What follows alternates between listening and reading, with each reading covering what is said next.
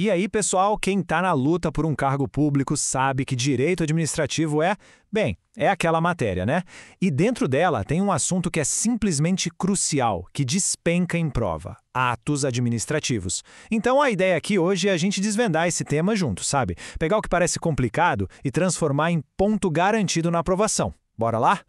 Para a gente não se perder, olha só o nosso mapa. Primeiro, o básico. O que raios são atos administrativos? Depois, de onde vem a força deles? Os tais atributos. Em seguida, a receita do bolo, os ingredientes para um ato ser válido. Aí, uma parte que confunde muito, a diferença entre anular e revogar. E para fechar, aquele resumão com o filé mignon para a prova. Vamos nessa! Então, vamos começar pelo começo, claro. Esse nome ato administrativo pode até assustar um pouco, mas a real é que essas ações do Estado estão em todo lugar no nosso dia a dia. E o primeiro passo para dominar o assunto é justamente sacar isso. Pensa comigo aqui. Uma multa de trânsito, que ninguém gosta de receber, e a tão sonhada nomeação no diário oficial. Um te dá uma obrigação, o outro realiza um sonho. O que é que essas duas coisas tão diferentes têm em comum? A resposta é simples e é a chave de tudo. As duas são o Estado agindo, manifestando a sua vontade. São exemplos perfeitos de atos administrativos. E aqui está a definição técnica, que resume tudo. Vamos quebrar ela em pedacinhos para ficar mais fácil. É unilateral, ou seja, o Estado não pergunta se a gente concorda em receber uma multa. É sob regime de direito público, o que dá para ele uns poderes que nós, meros mortais, não temos. E o ponto mais importante de todos, o objetivo final é sempre o interesse público. Gente, cada um desses termos é um prato cheio para examinador de concurso. E aqui, para martelar bem essa ideia, as características principais. O ato administrativo é basicamente a ferramenta de trabalho do Estado. Ele é unilateral, ele cria direitos, cria deveres, e a bússola moral dele é sempre, e eu vou repetir, sempre o interesse da coletividade. Se um ato foge disso, ele tem um problema sério, um vício. Beleza, agora que a gente já sabe o que é um ato administrativo, vamos entender o porquê dele ser tão poderoso. O que faz com que ele seja diferente de um contrato que a gente assina, por exemplo.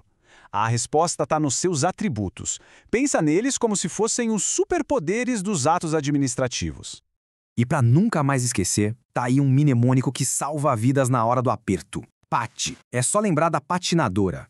P de presunção de legitimidade, A de autoexecutoriedade, T de tipicidade e I de imperatividade. Esses são os 4 superpoderes que dão toda aquela força para os atos do Estado. Entender cada um deles é fundamental, porque as bancas amam cobrar isso.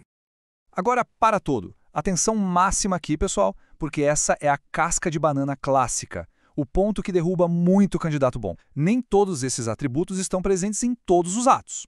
A presunção de legitimidade e a tipicidade, essas sim, estão sempre lá. Todo ato já nasce parecendo legal e tem que estar previsto na lei. Agora, a imperatividade e a autoexecutoriedade, aí a história é outra. Elas só aparecem em alguns casos. Nem todo ato impõe uma obrigação ou pode ser executado à força pela própria administração. Gravem isso. Muito bem, já conhecemos os poderes, agora vamos ver a receita para um ato ser considerado válido. Pensa no ato administrativo como um bolo. Para ele sair perfeito, ou seja, legal, a gente precisa de 5 ingredientes essenciais. Se faltar um, ou se um deles estiver estragado, já era, a receita toda desanda. E aqui estão os nossos 5 ingredientes: competência, finalidade, forma, motivo e objeto. Um mnemônico para ajudar. COFIFO-MOB. A competência é sobre quem pode fazer.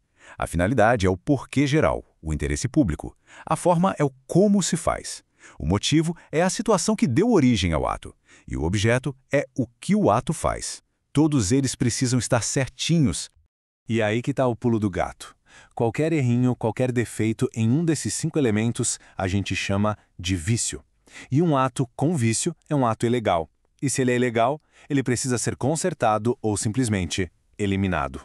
O que nos leva direto para a nossa próxima grande discussão. Chegamos num ponto que, nossa, como isso cai em prova e como as pessoas confundem a diferença entre anulação e revogação. O subtítulo já dá a letra, né? Uma coisa é corrigir um erro de ilegalidade, outra é simplesmente mudar de ideia por conveniência. Entender isso é ouro. Vamos dissecar essa tabela. A anulação acontece porque o ato já nasceu errado, ilegal, com um vício. Por isso o efeito dela é retroativo, em latim ex tunc. É como se apagasse tudo, como se o ato nunca tivesse existido. E tanto a própria administração quanto o judiciário podem anular. Já a revogação é diferente. O ato era perfeitamente legal, mas deixou de ser interessante, de ser conveniente. Só a administração pode revogar. E os efeitos são para frente, ex nunc. Ou seja, não apaga o que já aconteceu. Ufa, passamos por bastante coisa, hein? Mas foi importante. Agora, vamos juntar tudo, fazer aquele resumo final com os pontos que precisam estar na ponta da língua no dia da prova. Então, para fechar com chave de ouro, lembrem-se que o ato administrativo é a ação do Estado. Seus superpoderes? O mnemônico PAT.